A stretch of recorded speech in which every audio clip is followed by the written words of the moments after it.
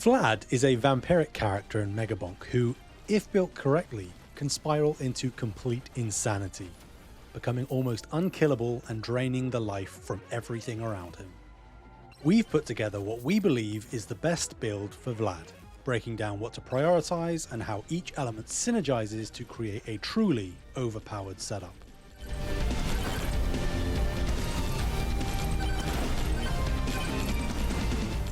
Like every other character in Megabonk, Vlad has both a base attack and a passive ability. His base attack, Blood Magic, targets a single enemy with a burst of blood energy. Each kill has a 5% chance to permanently increase your max HP. His passive, Vampire, grants 1% lifesteal with every level up, letting you heal from the damage that you deal. While Vlad can become one of the strongest characters in the game, his early game is rough. He's fragile, lacks strong close range options, and requires careful positioning throughout the map until your build comes together. In terms of weapons, there are plenty of solid options that fit Vlad's playstyle, but the one you should prioritize above all else is the Katana. It solves Vlad's early close range problem, scales very well with projectile count and damage, and it attacks rapidly, perfect for handling enemies that Blood Magic doesn't manage to target. Once you've unlocked additional weapon slots from the shop using your silver, things really start to ramp up. The next must-have weapon is Flame Walker. While Frost Walker is decent for its slowing effect, Flame Walker wins out by dealing higher consistent damage. Katana keeps the path ahead clear, and Flame Walker continuously burns anything chasing from behind.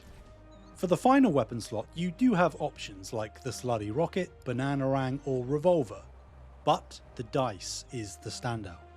With higher projectile and attack speeds, the dice quickly snowballs by permanently boosting its own crit chance, perfectly complementing Vlad's lifesteal heavy setup. In terms of tomes, several can actively contribute to the build, but the most potent ones are the Quantity, Luck, XP, and cooldown tomes.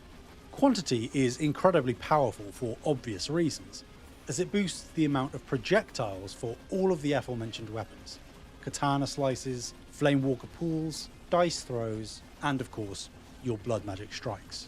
While luck can be swapped out for something like crit chance if you prefer, the higher chance of better tier rewards from leveling up, opening chests, and activating shrines is the way to go for efficient powering up over the course of your run.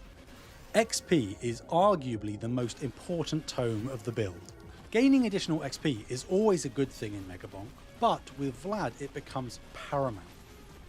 Expediting your XP gain means that you'll level up more often, and thus increase your lifesteal percentage faster. This means that as you get deeper into a run and tougher enemies emerge, you'll be able to heal more effectively. It also means you get level up rewards more consistently, which is also great.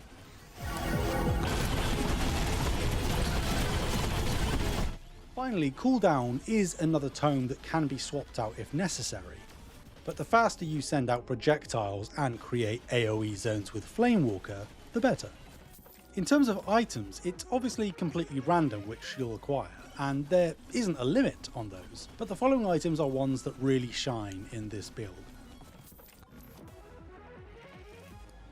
Backpack adds +1 projectile count for all weapons, so this will again boost everything that you have: more slashes, magic strikes, dice throws, and flame pools. Medkit gives you +45 health regen, which is self-explanatory in its utility within the build, regenning health constantly. Slurp gloves are an additional benefit here, periodically hitting enemies in an AoE zone and healing you for a percentage of the damage. The cherry on top in terms of healing is the Demonic Blade, which makes critical hits have a 25% chance to heal you. With how much your build focuses on crit hits, especially with the katana and dice, you'll be actively healing more often than not.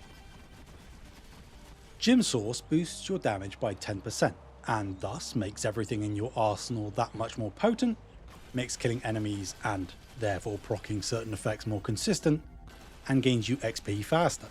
Mouldy Cheese is an added benefit here, as it gives a 40% poison chance on hitting enemies.